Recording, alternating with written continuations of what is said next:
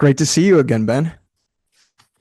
Good seeing you, brother. I wish my technology was working with me, but life's not ideal, so we make do with what we can.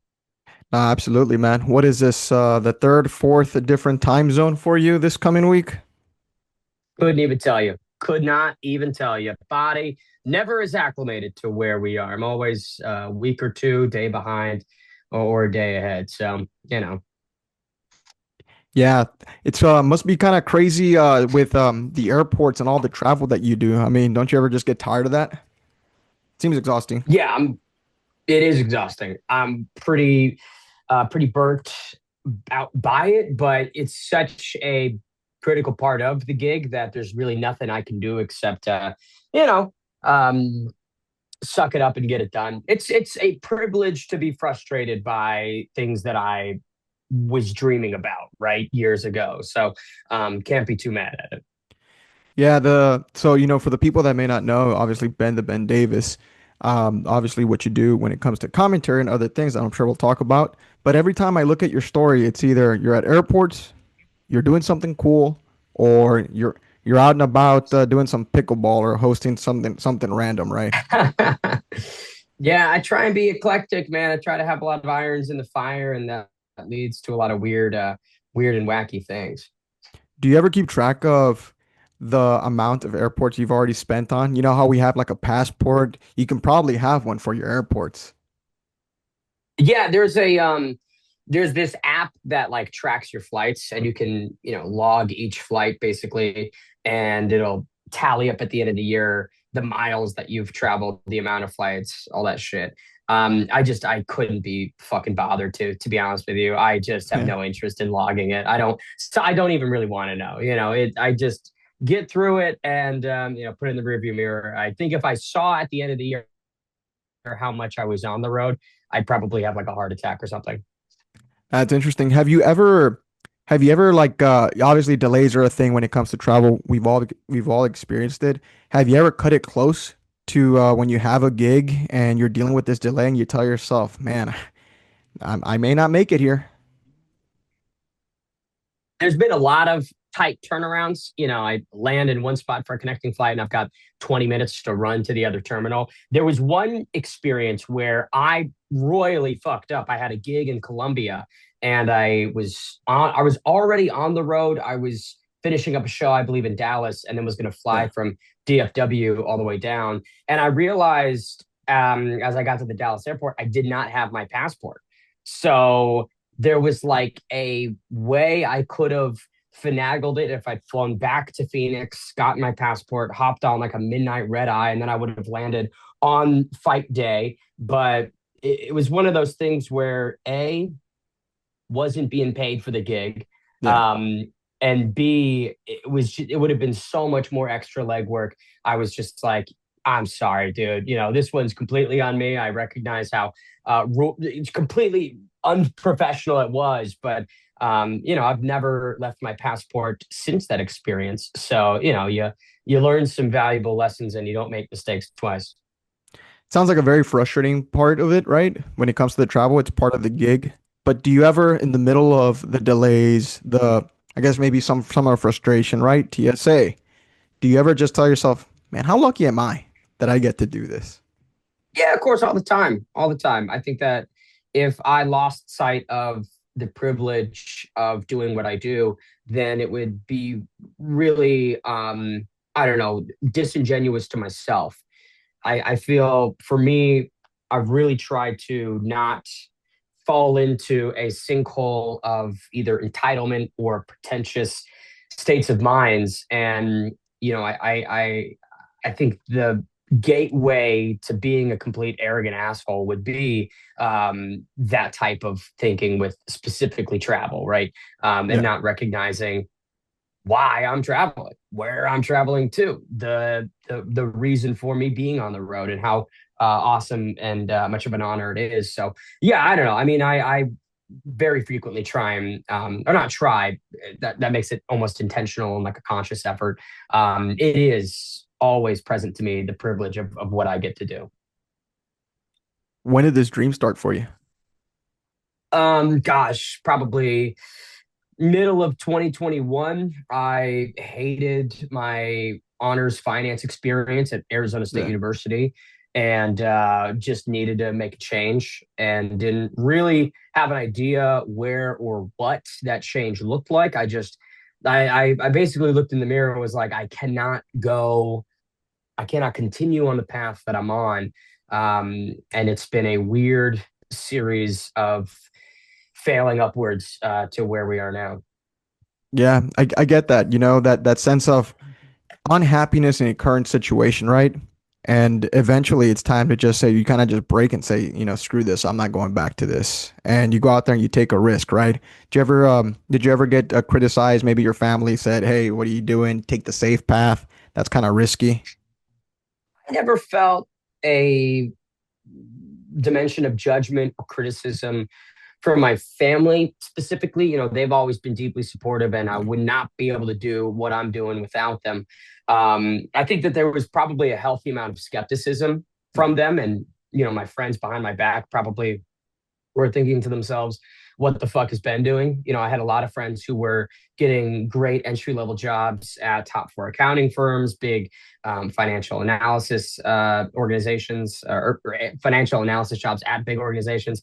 And I can imagine that their perspective on my decision making as my undergraduate experience was concluding was probably like, oh, that's very odd. And it was. I mean, I would really caution, a younger version of myself than anyone that is making the pivot that I did, which was basically putting all these eggs into a basket that is like the least secure um, basket of all time. Like there's not much job security, and especially at that point in time, there was nothing.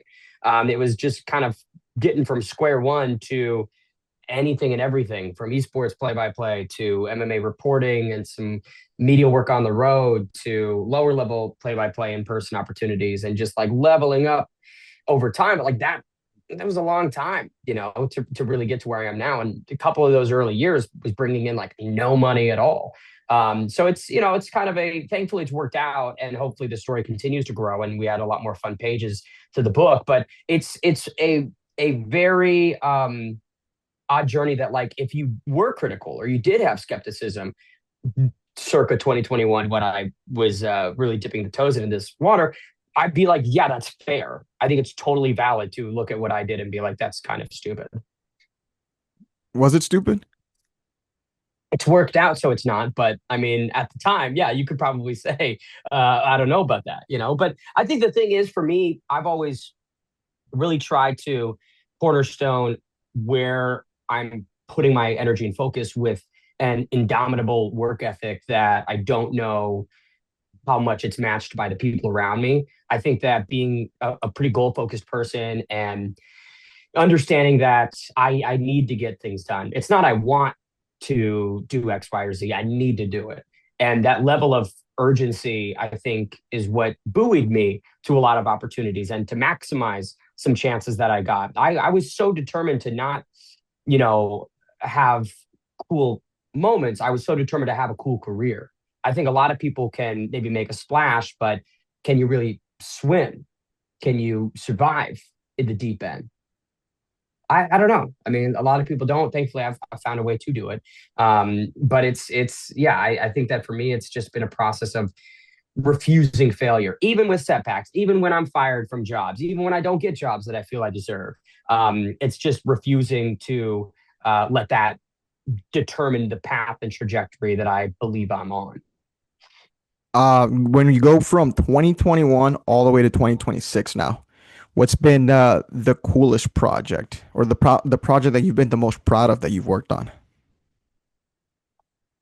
It's a really tough question to answer. I think that a lot of the fights that I've been a part of, even, all of the ones but one that I lost, were really cool experiences and chapters that I'm so infinitely grateful for. Getting your ass kicked on a pretty big platform isn't the greatest experience, but it was so educational in a lot of ways. And I'm so grateful and appreciative for those experiences. I think that for me, probably one of the big defining um, pieces on my plate has been APFC with UFC Fight Pass.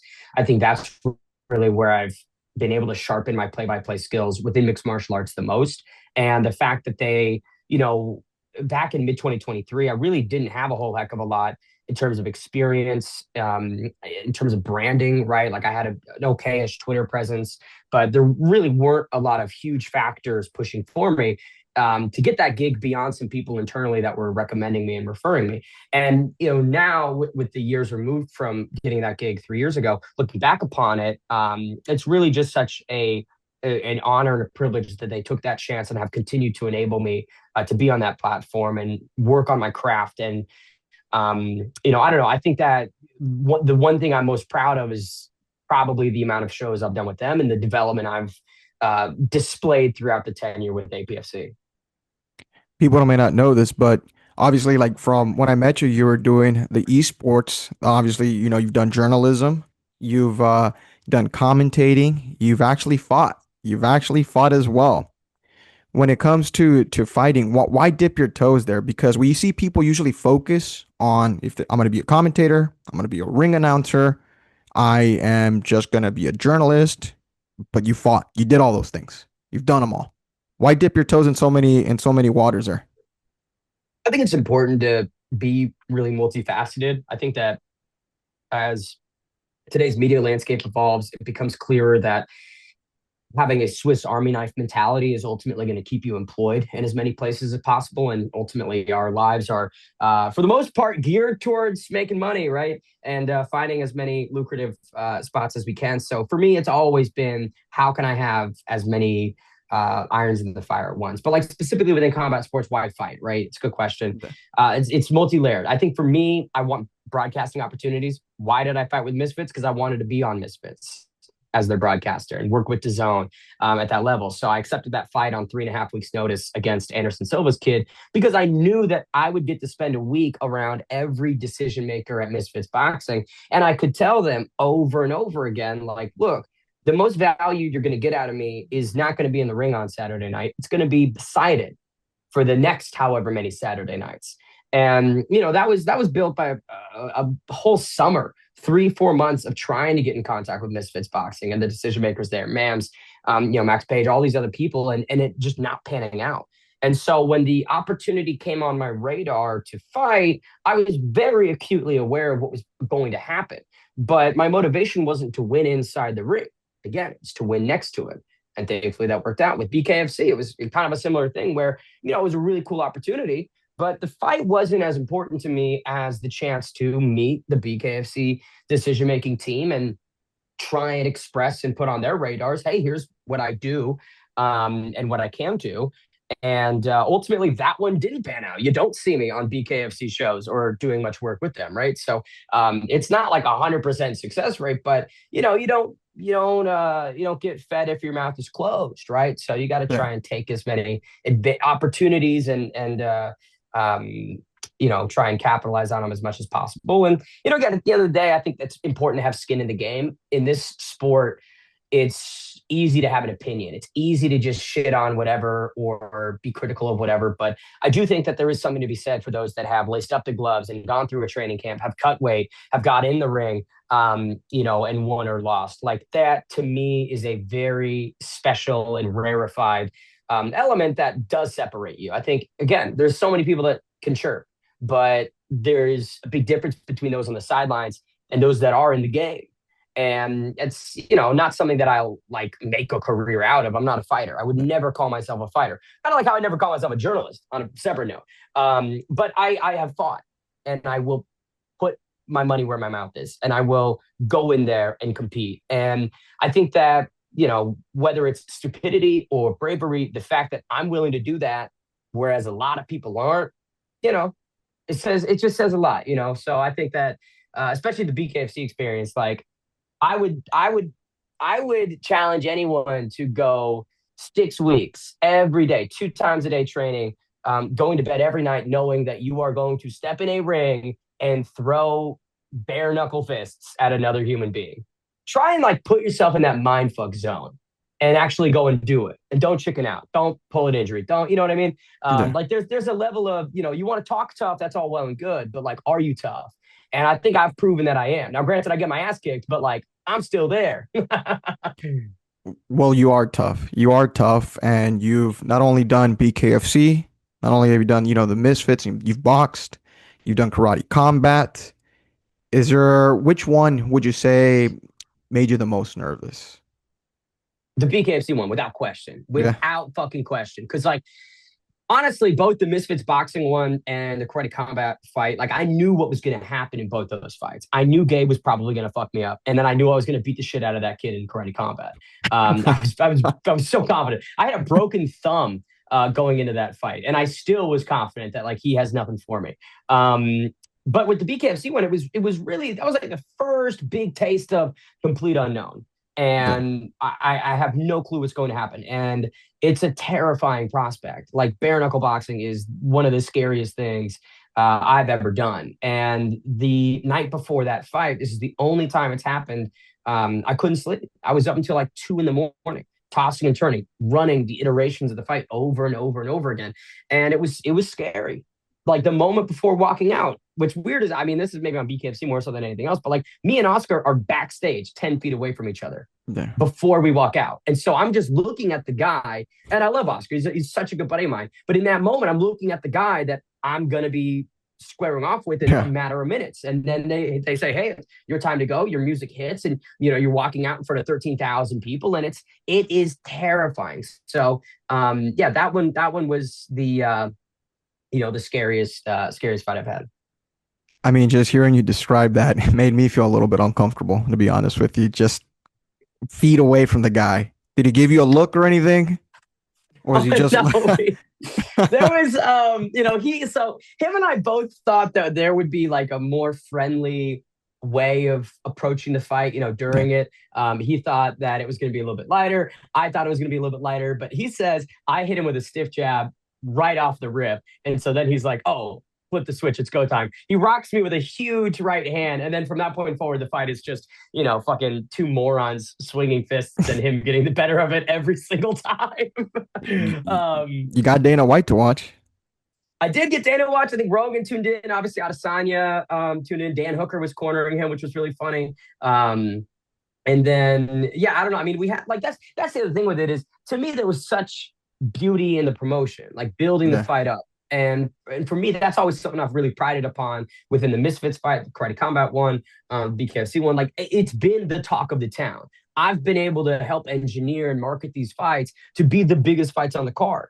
And so I don't know. I take a lot of pride in that, in how I'm able to, and the person across from me as well, we're able to make these fights really stand out amongst a card of excellent fights. Like that BKFC card was crazy good. There were multiple title fights on it. It was the first BKFC event on DAZN, first time that they were in Spain, and a lot of people were only talking about me and Oscar, which I think is, I just think that's cool. I'm like, Yeah.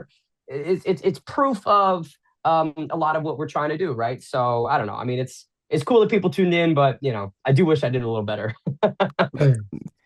You definitely accomplished that. A lot of people were talking about that. I mean, that's why I tuned in, to be honest with you. I mean, that's why I was tuning in.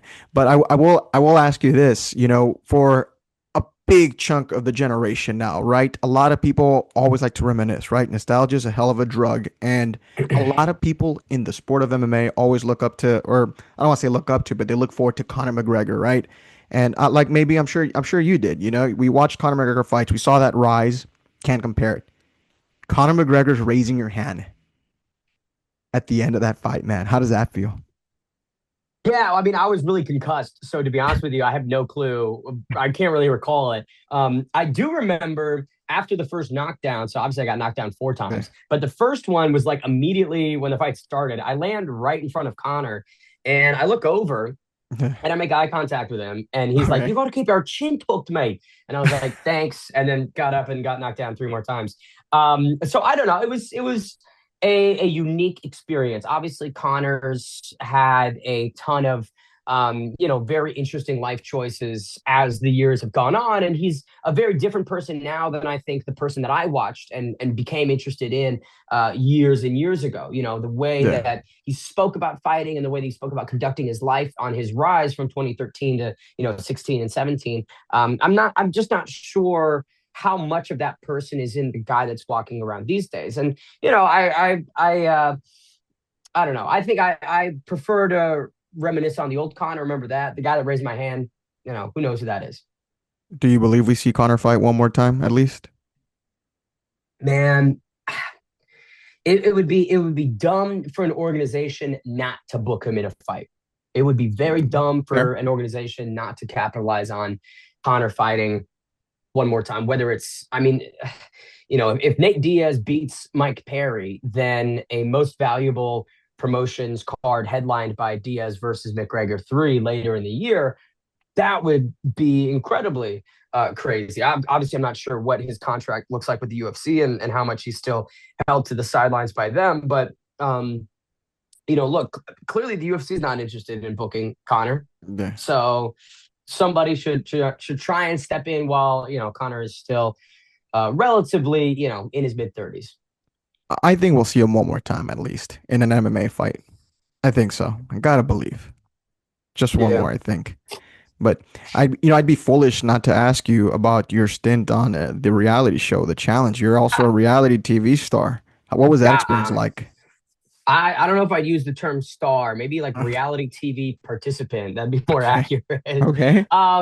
It was, it was good. I was down there for a month in Chile filming for season 41 of the challenge. I was thrown into the deep end because not only had I never done reality TV before, which all but one of the other 31 cast members had, it was a season where 16 people are veterans and 16 are rookies. And so half the house already has these really deep um cemented relationships with each The other. bond. And yeah, and like within a reality TV format, the whole thing is about flipping people against one another and being a bit deceptive, and like that's so hard to do if half the house is already locked into one way of thinking, and they've already gotten deals made, or from past seasons they've gotten agreements made with each other. And so I don't know, I felt like the best approach for me was just to kind of blend into the background, not make any waves. And ultimately that cost me a lot of screen time and I'd say compelling drama. Like I didn't really go as crazy as I should have. If I could redo things, I'd probably be a bit more of a lunatic on the show because that's what gets you called back. That's Yeah. what gets you more opportunities within that world. I was kind of grappling with the fact that like if I was going insane on a reality TV show, would that impact my job prospects in other areas? Would a broadcasting entity look at me being a lunatic on MTV and go, Yeah. we were going to hire you because you're a great play-by-play, but then we saw you doing X, Y, and Z, and we just don't feel the same way. You got a So I don't drinking know. problem. Yeah. Exactly. Yeah. So it was kind of one of those things where like other people on the show, they didn't have those same considerations. And so they were able to be freer with how insane they got. And they got insane. But I just, ultimately I was staying away from that side of it. And then I got axed, right before the midway point of the season. So I don't know. There's so much you know depth in like the politics of reality TV. Like what I mean by politics is like when you're in the house, the Yeah. politics of it, and playing certain people. And I just don't think I had the strongest gameplay of all the challengers. But we'll see. Like I got a call for this most recent season. I got an availability call and ultimately didn't fit the theme that they were going for. So maybe next season we'll get another call and I'll be a bit more of a applicable candidate, and then I'll be able to enact all of the stupidity that I would have liked to, and clip farm as much as I'd like to. But yeah, for the time being, no. But it was a great experience. Like I was very, very lucky and honored to even be a part of that cast. It was something that I'll never forget. And I still keep in touch with a good chunk of the cast members. So, not too mad about how it all shaped out. I would have liked to not get crushed in a hall brawl in the elimination. That kind of sucked, but Did it hurt? that's life. Dude, yeah. Well, I don't know. It hurt like more spiritually than I think physically because it was Yeah. so quick. That I physically, with the adrenaline going, of course, you don't really feel anything. But then it's just like the the dump of being like, man, I was here for a month and it's all come down crashing in 20 seconds, basically. Like it was so frustrating to abruptly exit. And like after you get eliminated, you don't go back to the house. You Yeah. pack your shit, and then in the arena, the guy who loses, they get in a car. You go right to a hotel. The next day, you finish up all your interviews and your confessional segments, and then you're on a plane that fucking night. Like I was Yeah. back home in Phoenix less than 48 hours after I was eliminated. And that was just like very, it was very difficult for me to kind of unwind because again, there was so much I'd wanted to do on the show. To reckon with the fact that it was over out of nowhere was hard. It really, and then we had to kind of be sworn to secrecy and our NDAs and whatnot. And so I just was sitting on this defeat for months and months and months. And then the episodes roll out. I have to relive it a bit. And it wasn't, yeah, I mean, it was such a great experience being on it, but like, man, I just couldn't stop getting reminded of how much I failed for so long that it was irritating. I think the back half of it was a bit of an irritating experience. Yeah, especially, I mean, you sign an NDA. Obviously, I know like from the guys that do the Ultimate Fighter, right? People are telling you, yeah, I bet you crushed it, you killed it, you did great on the show. And then obviously you're just like, what do you say, right? Yeah, yeah. It's like, what do I tell people? Oh no, I got completely fucking steamrolled by a guy that I probably should have and could have beaten in that elimination. Like I don't know. I think It happens though, man. It yeah, happens. it does, and it felt very, that's a very Ben way of going about that elimination, right? I am more used to losing than winning in these certain spots, so I suppose that made sense for me to not come out on top. But out of all the dumb things I've done, I probably would have liked to win that hall brawl more than anything else. You know what I mean? Oh man. Well, you're winning at life, man. Gotta ask, when it comes to combat sports and everything you've covered, what would be, I'm not a huge fan of this question, but I'm always curious to see people's point of views. Your Mount Sure. Rushmore of combat sports athletes, what would it be? My Mount Rushmore of combat sport athletes. It's an interesting question. The way that it's phrased makes me want to expand beyond just like mixed martial artists, I suppose, right? Combat sport is Yeah. a very wide Yeah. spectrum. Well, I got Um, Ben the Bane Davis, man. I know, I know. Let's go with I'll put George St. Pierre and Demetrius Johnson, two of the five, because obviously, Oh, it's goats. four. Four. Oh, there's only four on the Yeah, Mount there's only Rushmore? four. Yeah, no, there's only four. Oh, golly. I've never been. I've never been to, what is it? The South Dakota, North Dakota? Which one is it? Dude, I barely made it out of geography, so I have no Fair enough. idea. History, yeah, Yes. history is not my I way. don't Sorry, even know how kids. many are on the fucking mountain. Okay, so GSP and Demetrius Johnson. Let's throw combat sport. We can call it MMA. Uh We can call it MMA. We'll just call all it mixed MMA. martial arts. Okay, let's go Fedor Emelianenko and Anderson Silva. We'll round it out with those two on the back end because I just feel they made such impact and were so instrumental in different eras of combat sports. It's not really a greatest of all time thought. It's more of Yeah, just Mount Rushmore of influence MMA. maybe. Yeah, MMA athletes influence. Man, it's been great talking to you, man. I want to close out this episode with asking you a question, and that one is, if you could go back in time, right here, right now, and go back to when you started this journey in 2021, what would this version of Ben tell that version of Ben? What would I tell myself in 2021? I would say that perseverance is defined by persistence and the mentality of making the most of every opportunity will ultimately guide you to everything you want. Maybe don't open your mouth as much and don't be as critical as some hands that could feed you. And you'd be a little bit more employed, maybe. But ultimately, it all works out the way that it's supposed to. Well said, man. Well said, man. Well, Ben, thank you for taking some time today, man, and talking with me. Dude, appreciate you, man. Thank you so much. Awesome.